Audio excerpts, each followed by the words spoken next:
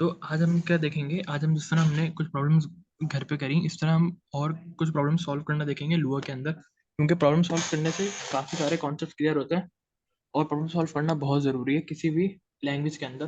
जो भी हम सीखेंगे, कोई भी प्रोग्रामिंग लैंग्वेज हो। तो अपने एडिटर वापस चलते हैं और यहाँ से ये ड्राई कोड का जो कॉन्सेप्ट है, जो हमने थोड़ा डिस्कस किया पिछली क्लास में, कि हम फंक्शंस लिख के रीयूजेबल कोड बना रहे हैं। Don't repeat your self. एक बार हमने फंक्शन लिख लिया, उसके बाद हमें दोबारा दोबारा वही लाइंस ऑफ कोड लिखने की जरूरत नहीं है। हम सिंपल उस फंक्शन को बार बार कॉल करा सकते हैं। और अगर हमें हर बार अलग इनपुट देना है तो हम पैरामीटर की मदद से वो भी कर सकते हैं। और अगर हमें उस फंक्शन से आने वाले रिजल्ट को किसी वेरिएबल में सेव कराना है तो भी हम रिटर्न की मदद से वो काम कर सकते हैं।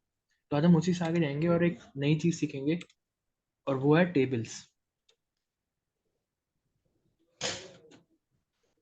टेबल्स डॉट लुआ,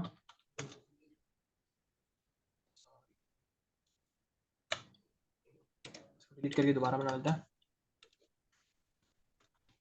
टेबल्स जीरो डॉट लुआ, यहाँ प्रिंट हेलो वर्ल्ड करके देखते हैं। हेलो टेबल्स, सेव करते हैं, रन करते हैं। अच्छा, गलत फाइल रन कर ली, स्क्रीन क्लियर करी। टेबल्स जीरो डॉट लुआ और एरर आ गया, बल्कि कोड चल गया हेलो टेबल्स। मतलब टेबल्स क्या है? Normal variables. लुआ में कुछ वेरिएबल्स होते हैं। वेरिएबल्स हम क्या करते हैं, कोई भी डाटा सेव कर सकते हैं ना। हम लुआ में वेरिएबल इस्तेमाल करते हैं डाटा सेव करने के लिए, थोड़ी देर के लिए। हमने देखा कि स्ट्रिंग कैसे सेव करते हैं, और नंबर कैसे सेव करते हैं, और बूलियन कैसे सेव करते हैं। तो हमने ये सब सारी चीज़ें डिस्कस करी लुआ के अंदर। लेकिन अगर हमें एक से ज़्यादा चीज़ें सेव करनी है, अगर मुझे एक स्टूडेंट का रिकॉर्ड सेव करना है, स्टूडेंट का नेम भी सेव करना है, क्लास भी सेव करनी है, एज भी सेव करनी है, सब कुछ एक ही वेरिएबल में सेव करना है, तो वो मैं कैसे करूँगा? उसके लिए लुआ ने एक चीज़ इंट्रोड्यूस कराई है, जिसका जिसको हम कहते हैं टेबल्स। यहाँ से हम देखते हैं सर, फॉर एग्जाम्पल अगर मेरे पास स्टूडेंट है, मैं लिखता हूँ स्टूडेंट वन नेम मोटर चला के पानी इक्वल हुनैन, पानी बोल दो, मोटर ऑन रखो और पानी डालता रहो। और स्टूडेंट वन क्लास इक्वल 3 और स्टूडेंट वन एज इक्वल 10। नाम चेंज कर देते हैं, ABC हटा देते हैं, और इस तरह 4-5 स्टूडेंट्स के साथ काम कर, और 4 स्टूडेंट बनाता है। यहाँ से इसको 2 करते हैं। अगर मैं एल्टर कंट्रोल और शिफ्ट दबा के नीचे वाला बटन, सॉरी, इसको 2 कर लेते हैं, इसको भी 2 2 3 3 4 4। इनका डाटा चेंज कर लेते हैं, XYZ, इसका नाम रख लेते हैं हमजा, और इसका नाम रख लेते हैं हमाद। 3 बच्चे 3 में, एक 2 में, और एज चेंज कर देते हैं सबकी, किसी की 8 और किसी की 11। सही। तो हमने किया यहाँ पर 4 स्टूडेंट्स का डाटा सेव कराया। हमने 4 अलग अलग वेरिएबल्स में, यानी हमारे टोटल 12 वेरिएबल्स बन गए। किस चीज़ के लिए? सिर्फ 4 स्टूडेंट्स का डाटा सेव कराने के लिए। अब हम क्या करेंगे, मिसाल के तौर पे अगर मुझे अपने सारे स्टूडेंट प्रिंट कराने हैं, तो उसके लिए मैं क्या करूँगा, मैं लिखूँगा प्रिंट स्टूडेंट वन। लेकिन अब क्या होगा, मुझे ये बताना पड़ेगा कि स्टूडेंट वन का नेम प्रिंट कराना है, फिर मैं स्टूडेंट वन का नेम प्रिंट कराऊंगा, फिर इस तरह स्टूडेंट वन का एज, और फिर स्टूडेंट वन की क्लास। और अगर मुझे इसको एक ये क्लास, और अगर इसको मुझे एक फॉर्मेट स्ट्रिंग में कराना है तो बहुत लंबा काम हो जाएगा ना। मैं इसको कॉपी करता हूँ, पेस्ट करता हूँ, और फिर पेस्ट करता हूँ। अभी हम सिर्फ क्लास 3 वाले बच्चे प्रिंट कराते हैं।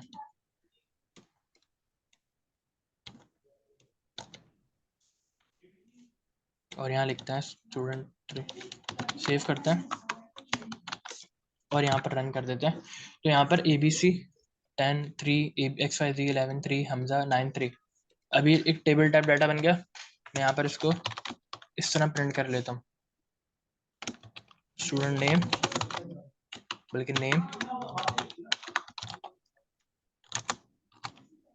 एज और क्लास। रन करते हैं। अब name, age, class, ABC XYZ Hamza और ये सारे स्टूडेंट प्रिंट हो गए। लेकिन हमने क्या किया, हमारे पास सेम डाटा था, सेम डाटा नहीं था, सेम कैटेगरी का डाटा था। क्या कैटेगरी थी? स्टूडेंट्स। हमारे पास सेम कैटेगरी का डाटा था लेकिन डाटा की वैल्यूज अलग अलग थी। तो हमने 12 वेरिएबल्स बनाए और 12 वेरिएबल्स में हमने डाटा सेव कर लिया। अभी बहुत अच्छा एक तरीका है इस तरह डाटा सेव करने का। लेकिन अगर आप सोचें, अगर आपके पास 50 स्टूडेंट्स हों तो आपके 5 3 15 और एक 0 150 वेरिएबल्स बन जाएंगे। इसी तरह अगर आपके पास स्कूल में 50 बच्चे तो होते नहीं है, स्कूल में कम से कम 500 बच्चे तो होंगे। तो 500 बच्चे और सिर्फ 3 फील्ड नहीं होती, उनकी फीस होती है, उनके टीचर रिकॉर्ड होता है, वो उनकी मार्क्स होते हैं, ग्रेड होते हैं, तो बहुत सारी चीज़ें होती हैं। अगर एक बच्चे के 10 डाटा भी सेव हो रहा है, 10 तरह का डाटा भी सेव हो रहा है, उसका नाम, उसकी age, class, father name, mother name और उसका बे फॉर्म और उसके मार्क्स और उसके क्लास, अगर ये हम अगर 10 फील्ड भी सेव करा रहे हैं और 500 बच्चे भी हैं तो भी 5000 वेरिएबल्स बनाना ये बहुत ही मसला हो जाएगा। और अगर कोई नया बच्चा जब स्कूल में एडमिशन लेगा तो हम क्या अपने कोडर को जाके बोलेंगे या प्रोग्रामर को जाके बोलेंगे कि 10 वेरिएबल और बना दो? क्योंकि ऐसा नहीं होता। जब हम फेसबुक पर आईडी बनाते हैं तो ऐसा नहीं होता, हम फेसबुक को फ़ोन करते हैं और बोलते हैं कि आप फेसबुक के कोड में मेरे 10 वेरिएबल बना दें, उसमें मेरा प्रोफाइल पिक्चर। और जब हम कोई प्रोफाइल पिक्चर अपलोड करते हैं हम फेसबुक को फ़ोन करके नहीं बोलते कि एक नया वेरिएबल बना दें कि हमाज न्यू इमेज, और फिर उस वेरिएबल में वो इमेज सेव करा देते हैं। ऐसे नहीं होता ना। तो इन टेक्निक्स को प्रोग्रामिंग में एरेज या ऑब्जेक्ट्स या टेबल्स के जरिए सॉल्व करते हैं। लुआ में ये टेबल्स के जरिए सॉल्व करते हैं। एक नई फाइल बनाते हैं और देखते हैं कि टेबल्स क्या हैं, और यही प्रॉब्लम हम टेबल्स के जरिए कैसे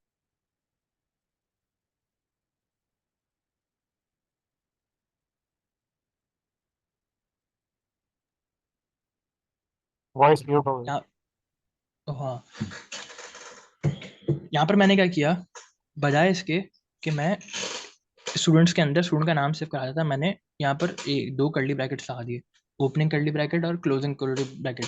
अब मैं करूँगा, इन कर्ली ब्रैकेट्स के अंदर बहुत सारा डाटा दे सकता हूँ जितना मर्जी मैं चाहूँ।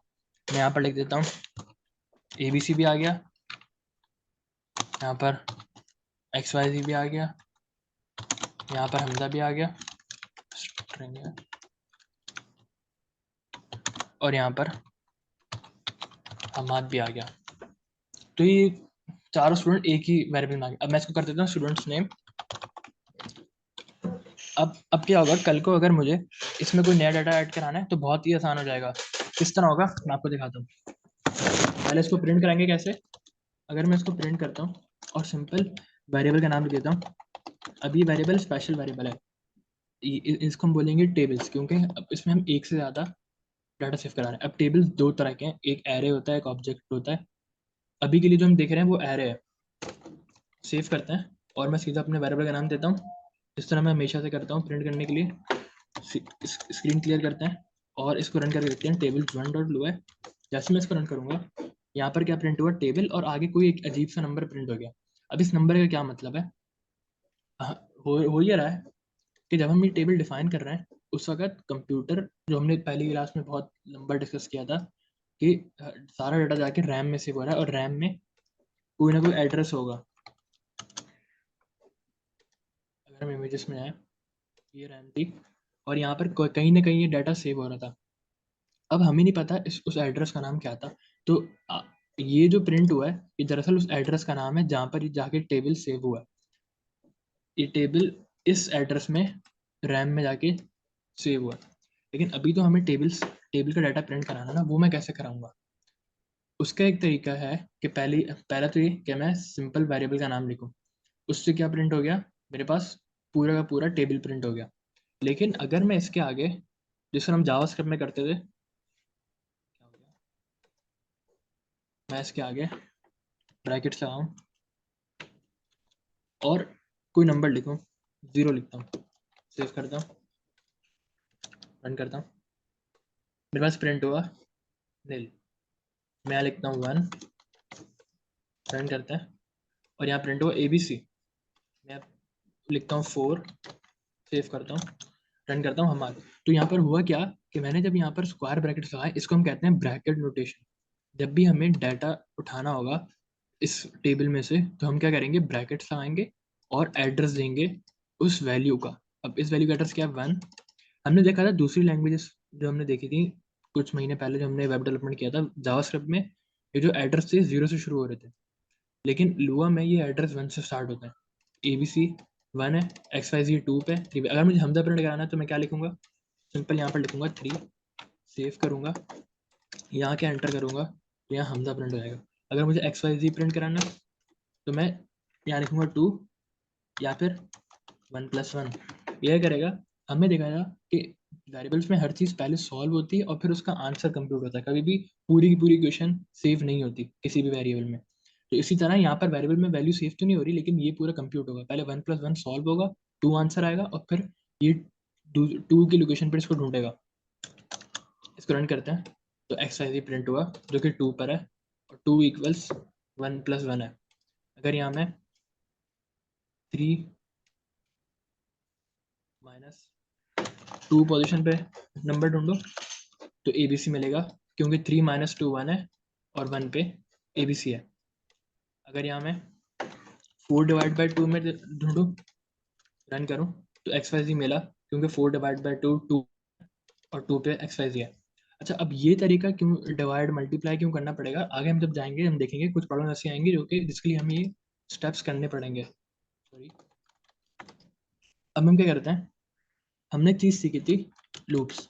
उससे पहले हम क्या करते हैं, यहाँ पर स्टूडेंट्स क्लास और स्टूडेंट एज नाम के भी वेरिएबल्स बना देते हैं। मैं लिखता हूँ क्लास है 1, पहले 3 और हम आपकी 2, तो 1 1 2 2 3 और 4 ये इनके एड्रेसेस हैं। अच्छा, ये जो ब्रैकेट में मैं नंबर लिखता हूँ इसको हम इंडेक्स भी कहते हैं, और एक से ज़्यादा होंगे तो हम बोलेंगे इंडिसेस। अगर मैं इसको एक से ज़्यादा दूँ, कॉमा देके, तो क्या होगा, एरर आ गया। अगर मैं इसको कॉलन दे के दूँ तो फिर एरर आ गया। अब यहाँ पर एक से ज़्यादा नंबर प्रिंट करने की एक टेक्निक है, उसको हम देखते हैं। लेकिन अभी के लिए हमने क्या देखा, फिर अभी के लिए हमने क्या देखा, यहाँ पर एरर आ रहा है, हम इसको सॉल्व करते हैं थोड़ी देर में। हम कहना क्या चाह रहे थे कि इस नंबर को हम बोलते हैं इंडेक्स। अब मैं यहाँ पर स्टूडेंट एज भी प्रिंट करा दूँ, सेव करा लेता हूँ, स्टूडेंट्स एज। अब हम क्या कर रहे हैं कि हम एड्रेस से एड्रेस वैल्यू मैप कर रहे हैं, जो कि एक बहुत ही अच्छी टेक्निक हो गई। ऐसा क्यों हुआ, अब हमें 50, अब हमें पता चलेगा कि वो 500 वेरिएबल्स हमें बनाने नहीं पड़े। क्यों, क्योंकि अभी हम देखते हैं उस चीज़ को। अब एक चीज़ मैं यहाँ बताना भूल गया कि अगर यहाँ पर मैं ऐसा नंबर लिखूँ जिस एड्रेस पे कोई वैल्यू नहीं है, तो क्या प्रिंट होगा। अगर मैं लिखता हूँ 6 और यहाँ इसको रन करता हूँ तो मेरे पास होगा नील। अगर मैं इसको करता हूँ 8, सेव करता हूँ, रन करूँगा, मेरे पास प्रिंट होगा नील।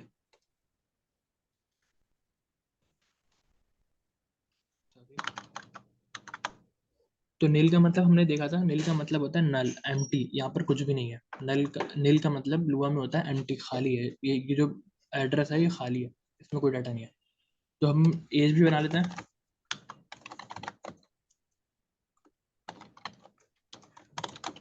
और एज हमने क्या सेव कराई थी, 10 11 9 और 8।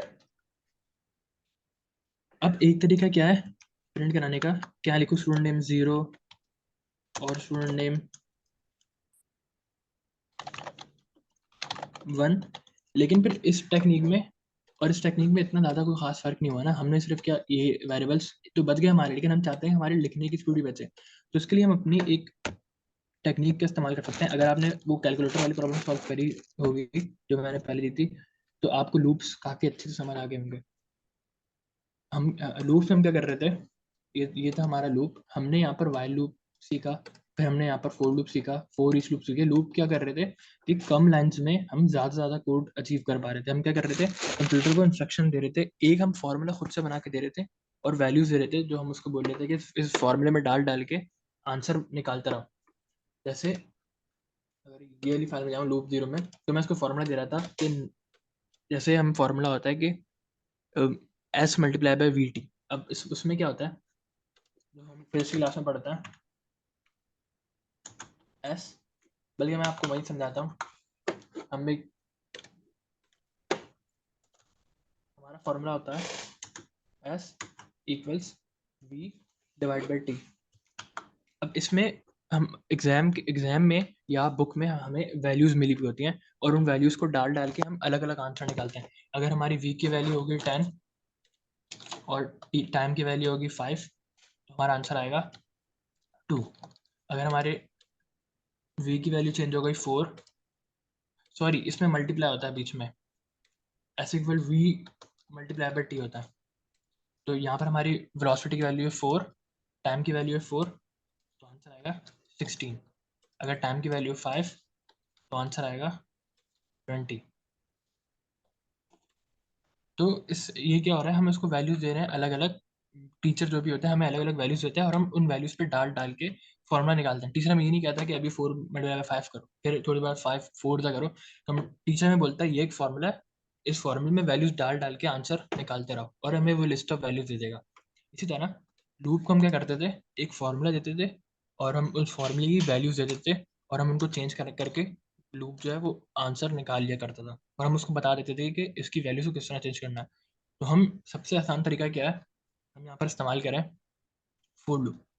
सबसे आसान समझने में वाइल लूप है, लेकिन अगर हमने गेम डेवलपमेंट में सबसे ज़्यादा इस्तेमाल होने वाला फॉर लूप है इटरेट कराने के लिए टेबल्स के ऊपर।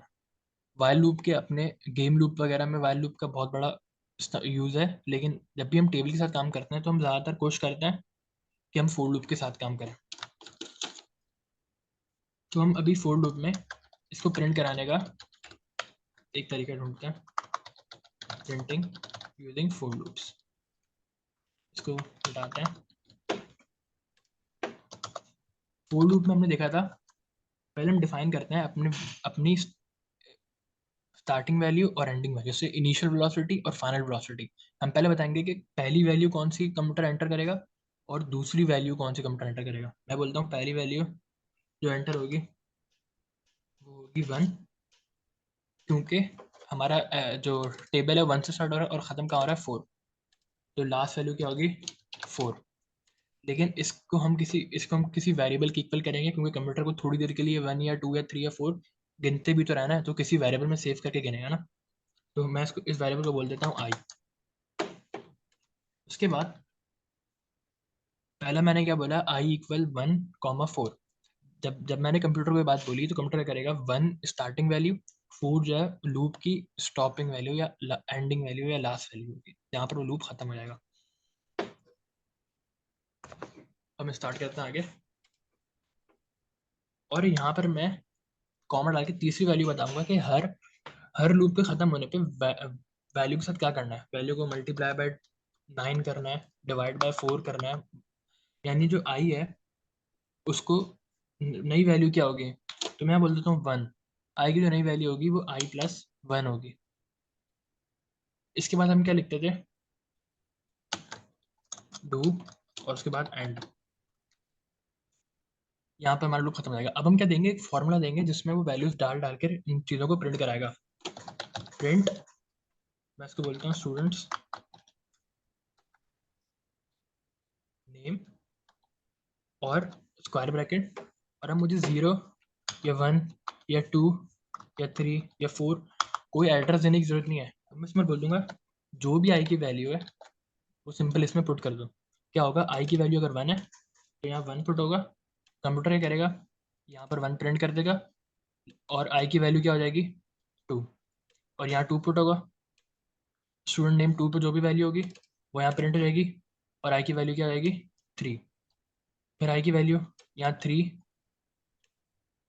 पे जो भी वैल्यू प्रिंट होगी, फिर ये 4, फिर 4 पे जो भी वैल्यू प्रिंट होगी, फिर जैसे ये वैल्यू 5 होगी कंप्यूटर देखेगा 5 तो ग्रेटर देन 4 है, तो यहाँ पर लूप खत्म हो जाएगा, इसके आगे कुछ भी प्रिंट नहीं होगा। और कंप्यूटर इस वैल्यू को 1 2 3 4 क्यों कर रहा है? क्योंकि मैंने इसको यहाँ पर तीसरी वैल्यू 1 दी है। अगर मैं इसकी दूसरी वैल्यू 2 दूंगा तो ये कंप्यूटर इसको 1 3 5 करेगा और लूप खत्म हो जाएगा। 5 जो लास्ट इटरेशन होती है वो नहीं चलती, यानी जैसे ही 5 होगा कंप्यूटर इस कोड को आगे नहीं चलाएगा, क्योंकि कोड तभी चलेगा जब ये वाली कंडीशन, ये वाला नंबर जो है इस वाले नंबर से छोटा हो। अगर मैं यहाँ पर सॉरी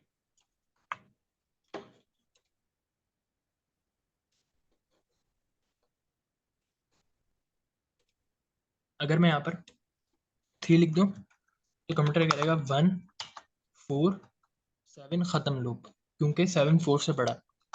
और अगर यहाँ मैं 3 दे दूँ तो स्टार्टिंग वैल्यू 3 से स्टार्ट हो गई, और 3 6 लूप खत्म, सिर्फ एक नाम प्रिंट होगा और वो क्या होगा हमजा। इसको रन करके देखते हैं, पहले स्क्रीन क्लियर कर लेते हैं। और ऐसे ही मैं रन करूंगा लोअर टेबल 1.lua, एंटर किया, यहाँ प्रिंट हुआ हम्माद और हम्माद। ऐसा क्यों हुआ आपको में से कोई गैस करेगा?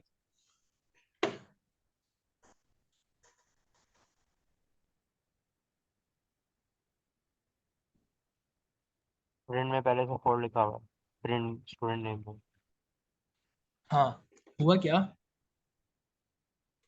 आई की वैल्यू तो हमने इस्तेमाल ही नहीं करी। हमने क्या किया, हमने यहाँ पर बोला स्टार्टिंग वैल्यू 1 होगी, एंडिंग वैल्यू 4 होगी, लेकिन और स्टार्टिंग वैल्यू 1 पर क्या करो, स्टूडेंट नेम 4 पे जो वैल्यू है प्रिंट कर दो। यहाँ पर हमाद था, यहाँ पर हमाद प्रिंट हो गया। उसके बाद क्या हुआ, यहाँ पर 3 लिखा हुआ था, तो 1 में कितने नंबर प्लस होंगे 3, तो ये वैल्यू 4 हो गई। 4 पे भी 4 ही होगा, इस वजह से नहीं क्योंकि यहाँ 4 है, क्योंकि हमने यहाँ पर हार्ड कोड करी हुई वैल्यू। हार्ड कोड का मतलब अब मैंने किसी वेरिएबल के बगैर अपनी तरफ से नंबर लिखा हुआ है, उसको हम कहते हैं हार्ड कोडेड वैल्यू। और यहाँ पर दोबारा से हमारा 4 प्रिंट हुआ। अब क्या होगा, ये आई इक्वल 7 हो जाएगा, लेकिन अब कंप्यूटर देखेगा 7 तो ग्रेटर देन 4 है, तो इसका मतलब ये लूप अब खत्म कर देना चाहिए और लूप बंद हो जाएगा। तो 2 बार हमारा इसलिए प्रिंट हुआ। हम इसको नॉर्मल करते हैं, 1 करते हैं और आई करते हैं। अब क्या होगा, जो भी आई की वैल्यू होगी वो वाला एड्रेस प्रिंट होगा। सेव करते हैं, रन करते हैं, ABC और हम बात। अब क्या हुआ, सबसे पहले 1 पर जो हम आई की वैल्यू जब 1 थी तो यहाँ पर 1 पुट हुआ, और 1 पे क्या था ABC, यहाँ प्रिंट हो गया। यहाँ पर 3 लिखा हुआ था, तो ये वैल्यू 1 से क्या हो जाएगी 4। अब यहाँ पर क्योंकि आई लिखा हुआ था, तो अब इस फॉर्मूले में वैल्यू क्या पुट होगी 4। जैसे इसमें वैल्यू 4 पुट होगी, 4 पे क्या वैल्यू है हमाद, यहाँ पर हमाद प्रिंट हुआ। उसके बाद जैसे यहाँ 3 प्रिंट हुआ, 7 ग्रेटर देन 4 है, लूप खत्म। अब हम इसको तमीज़ से चलाते हैं, 1 4 और 1। अब हर बार सिर्फ 1 वैल्यू इंक्रीज होगी।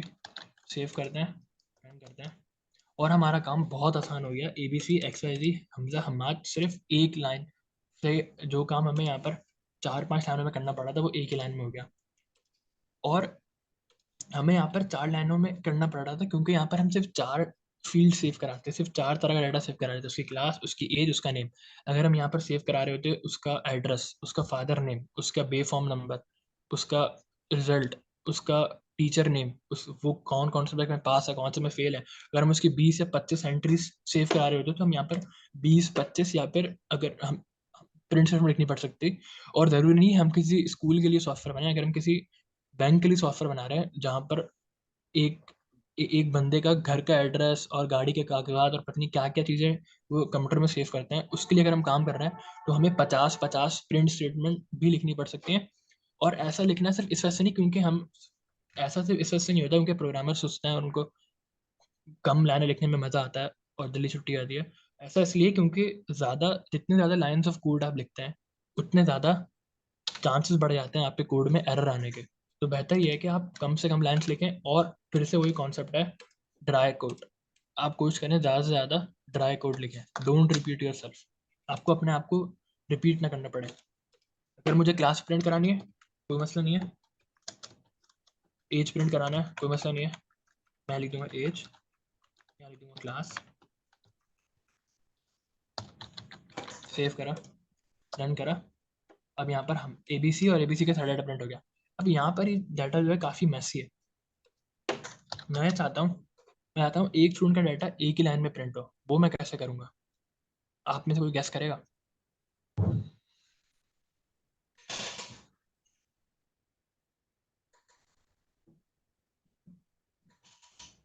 कैटिनेट करके, स्ट्रिंग कैटिनेशन।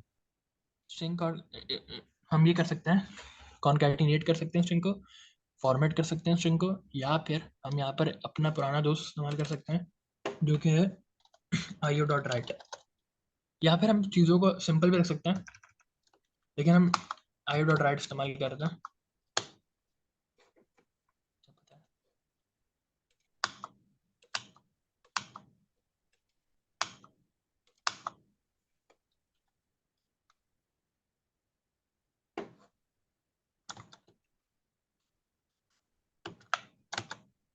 और यहाँ पर कॉमा देते हैं। अब io.write में एक मसला है कि इस पूरी एक लाइन के बाद भी कोई नई लाइन प्रिंट नहीं होगी, तो उसके लिए हम एक तरीका यहाँ पर दोबारा प्रिंट इस्तेमाल कर लें, या फिर एंड में हम सिंपल एक \n दे दें। मैं \n दे रहा हूँ, और \n क्या था? एस्केप कैरेक्टर था।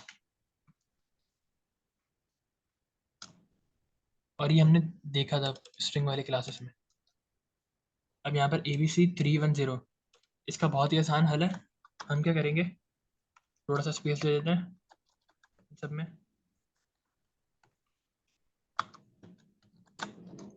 तो अब एक लाइन में ये जो काम मैं इतनी सारी लाइंस में कर रहा था और इतना मैसी हो रहा था, अब यहाँ पर अगर हम देखें तो 23 लाइन का जो कोड है वो यहाँ पर सिर्फ 8 लाइंस में आ गया।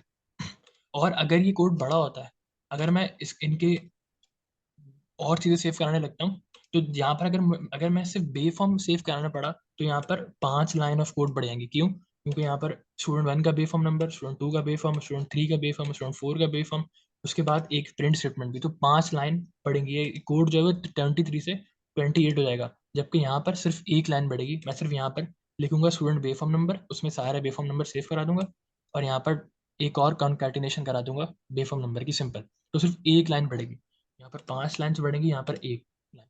तो हमारा कोड काफ़ी काफ़ी मैनेजेबल, ये कोड पढ़ने में भी अच्छा लग रहा है, ये कोड देखने में भी बहुत मैसी लग रहा है। और कोई भी प्रोग्रामर जो किसी भी कंपनी में नया हायर होगा, जब वो इस तरह कोड लिखा हुआ देखेगा तो वो ये कोड देख के ही बोलेगा कि मैं यहाँ पर काम नहीं कर सकता। सेव करते हैं, रन करते हैं, और एक्सपेक्टेड नियर स्टूडेंट एज, यहाँ पर कॉन्कैटिनेशन ने लगाई, रन करते हैं। ABC 3 10 XY 3। और अगर मैं चाहता हूँ यहाँ पर टैब आ जाए, जिस तरह पहले टैब आ रही थी हमारे यहाँ पर, किधर गया? यहाँ पर हमने जब इस वाले कोड को रन किया था, टेबल 0 को, अगर मैं टेबल 0 दोबारा रन करूँ, टाइम कितना रहेगा? 7 मिनट है।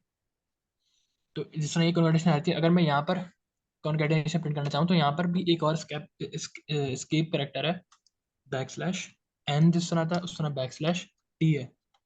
जैसे मैं \t लिखूंगा तो यहाँ पर एक स्पेस के बजाय पूरा एक टैब के बराबर स्पेस आएगी, यानी 5-6 स्पेसेस के बराबर, सॉरी, 5-6 स्पेसेस के बराबर स्पेस आ जाएगी।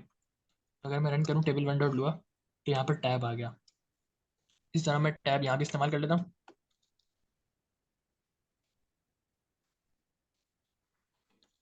और यहाँ भी टैब जितना स्पेस आ गया। तो ये एस्केप करेक्टर है जो थोड़ी हेल्प कर देते हैं स्ट्रिंग को थोड़ा और अच्छा बनाने में।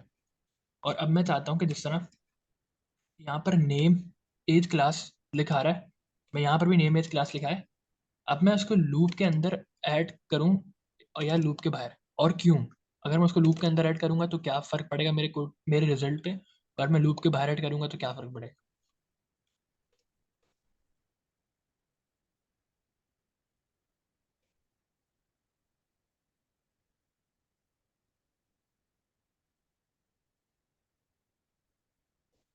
लूप के बाहर प्रिंट करेंगे तो वो फिक्स रहेगा, लूप के अंदर प्रिंट करेंगे तो मसले होंगे।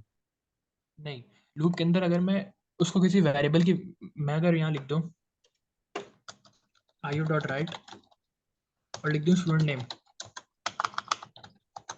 और यहाँ पर टैब दे दूँ और लिख दूँ student class, sorry student class, और यहाँ पर टैब दे दूँ और लिख दूँ स्टूडेंट एज, सही।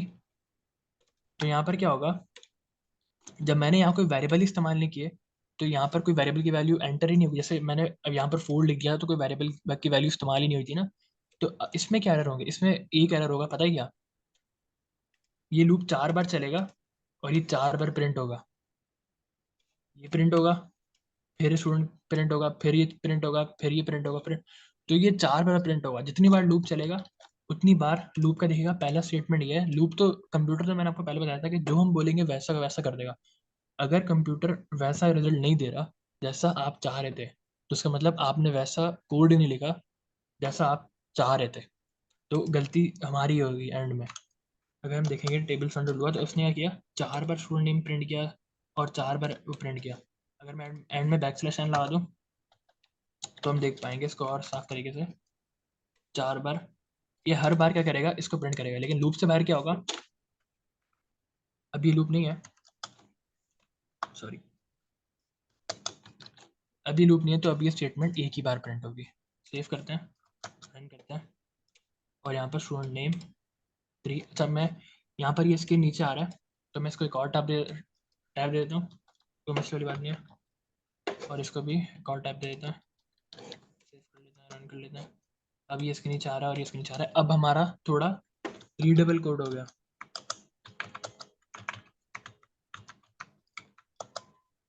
अगर मैं एक और टैब दे दूँ तो शायद और अच्छा लगे।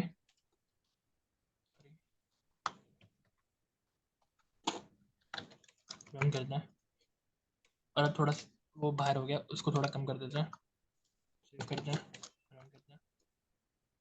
नहीं, पहले वाला सही है। यहाँ पर अगर आपको कोई प्रॉब्लम है तो आप पूछ सकते हैं, वरना फिर हम आगे बढ़ते हैं।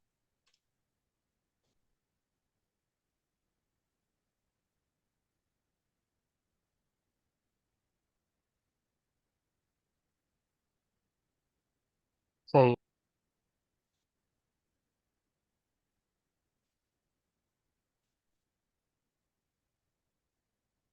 सही, तो ये हो गया। अब ये वाले जो टेबल्स हैं ये कराते हैं एरेज। और अब मैं आपको एक और चीज़ बताता हूँ टेबल्स के बारे में। टेबल्स टू डॉट लूँगा, टेबल्स के अंदर मैं किसी भी तरह का डाटा सेव करा सकता हूँ। फॉर एग्जाम्पल मैं लिखता हूँ एग्जाम्पल टेबल का नाम, और इसमें मैं सेव करा देता हूँ ट्रू, जो कि एक बूलियन वैल्यू है।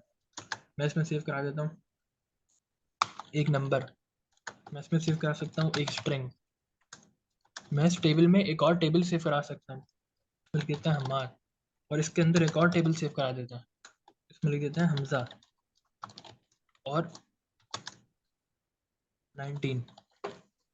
तो मैं एक टेबल के अंदर कुछ भी सेव करा सकता हूँ। जिस तरह मैं एक वेरिएबल के अंदर एक वेरिएबल की वैल्यू डाल रहा था ना, इस तरह मैं एग्जाम्पल के अंदर मैं एक वेरिएबल भी सेव करा सकता, लेकिन वो वेरिएबल सेव नहीं होगा, उस वेरिएबल की वैल्यू सेव होगी। अगर मैं लिखता हूँ ए इक्वल 3 और इस ए को यहाँ सेव करा दूँ,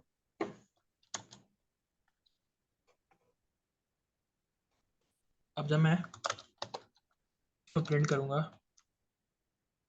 एग्जाम्पल, और ये मुझे 0 1 2 और 3 पे ये टेबल है, इस टेबल के अंदर टेबल है, उसके अंदर 3 है। अब मैं कैसे गेट करूँगा, मैं पर लिखता हूँ एग्जाम्पल और 4, क्योंकि 4 है ना, 1 2 3 4, तो पहले 4 गेट करता है। जैसे ही मैंने 4 गेट किया, यहाँ पे मैं रन करता हूँ टेबल्स 2, तो यहाँ पर एक और टेबल है। अब मैं करूँगा, अब मैं दोबारा से यहाँ पर ब्रैकेट नोटेशन इस्तेमाल करूँगा, ब्रैकेट्स लगाऊंगा, और अब मैं इसके अंदर की जो वैल्यू चाहिए वो लिखूंगा, मुझे चाहिए। अब इसके अंदर दोबारा 1 से काउंटिंग स्टार्ट होगी, 1 2, और यहाँ 3 वाली वैल्यू मुझे चाहिए, तो मैं लिखूंगा 3। सेव करते हैं, रन करते हैं, तो अब यहाँ क्या प्रिंट हुआ, 3। अगर हम लिखते हैं 1 तो क्या प्रिंट होता, हमार। तो यहाँ क्या हुआ, मैंने एग्जाम्पल पे जो 4 एड्रेस पे चीज थी क्या थी, एक और टेबल सेव था। टेबल के 4 एड्रेस पे एक और टेबल है और उसके फर्स्ट एड्रेस पे एक स्ट्रिंग वैल्यू सेव है। तो ये बात आपको समझ आई?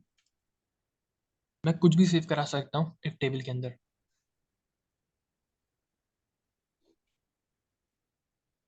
और मैं जितने ज़्यादा ब्रैकेट्स लगाता रहूँगा उतना ज़्यादा मैं एक्सेस करता रहूँगा। अगर मुझे ये वाली स्क्रीन पर मैं करूँगा, 2 पे जाऊँगा, यहाँ अंदर सेव करते हैं, रन करते हैं, एक और टेबल है, कोई मसला नहीं है, मैं इसमें लिखता हूँ 1, सेव करते हैं, रन करते हैं, और अब हमजा प्रिंट हो गया। यहाँ पर अगर कोई कन्फ्यूजन है, ब्रैकेट्स लगाते जाओ, टेबल के अंदर जाते रहो। एक और तरीका भी है, वो हम देखते हैं नेक्स्ट क्लास में, और हम नेक्स्ट क्लास 10 मिनट बाद ही ले रहे हैं।